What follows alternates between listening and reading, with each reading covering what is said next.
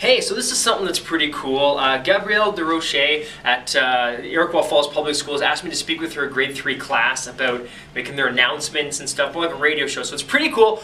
We're going to go do that. It's going to be a Skype video call. We're going to show you a little bit about how that call goes. But my hair, as you can see, is a little bit of a mess. So let's hide that, shall we?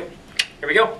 How do you make an audio clip that combines music and speech? So there's actually a bunch of different things you can use to do that with. There's different apps you can get on your phones or your tablets or programs for your computer. So do any of you have like an Apple products, like a laptop, a MacBook, or an iPad, or anything like that?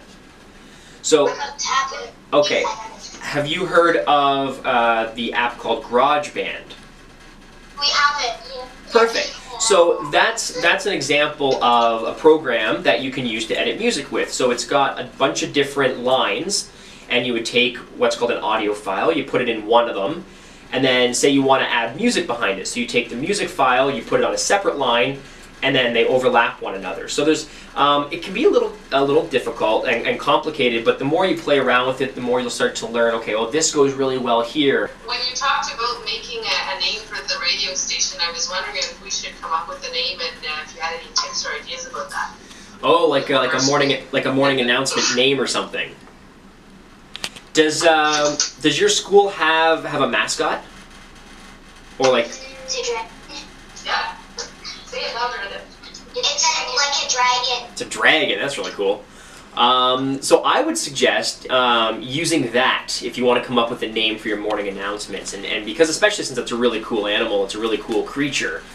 You know, it could be something like the Iroquois Falls Dragon announcements, or something. You know, something like that. It can be whatever you want it to be. But you want to make it entertaining and catchy as well, so that when people say it, they're like, "Oh yeah, we got to listen to the dragon announcements" or something.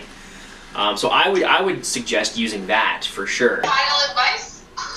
Just if you know to be yourself, and you know when you're talking on the air, whether it's on the actual radio if you become radio hosts in the future, or whether it's just doing these morning announcements, you know, be enthusiastic, be yourself. You know, the way you would say something, say it that way, and you know you'll do really well.